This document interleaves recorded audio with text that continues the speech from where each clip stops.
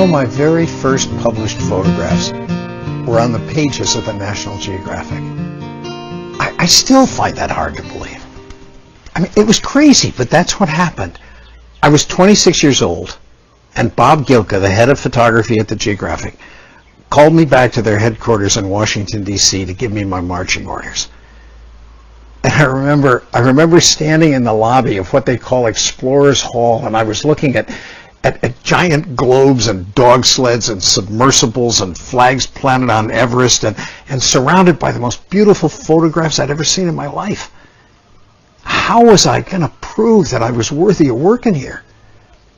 And then I was taken upstairs and into Bob's office. Bob was a blunt man, just straight and to the point, and honestly a little scary. Well, that morning I was completely unprepared for what he said to me. He stopped me cold. He changed the way I did everything from that day forward. He looked at me from over his desk and he said, "You know, DeWitt, the people who photograph for this magazine are the best in the world. You don't have to prove yourself." I don't have to prove myself. I mean, honestly, that's all I've been thinking about since I got the assignment. You don't have to prove yourself, he continued.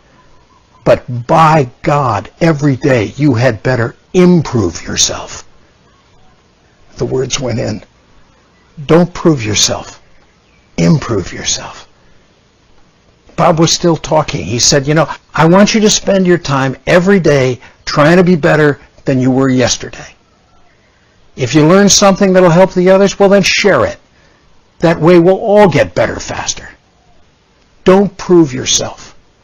Improve yourself. Otherwise you're fired." Big first lesson. Right out of the blocks. I don't know how many times I've thought about it, how many times I've acted on it since that day in Bob's office. Don't prove yourself, improve yourself. And you know, living that lesson, I've come to see that life really is a lot more about cooperation than it is about competition. It wasn't proving myself or taking others down that allowed me to succeed.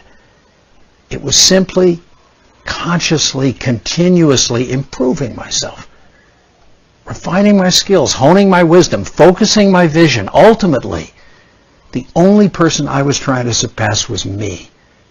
Don't prove. Improve.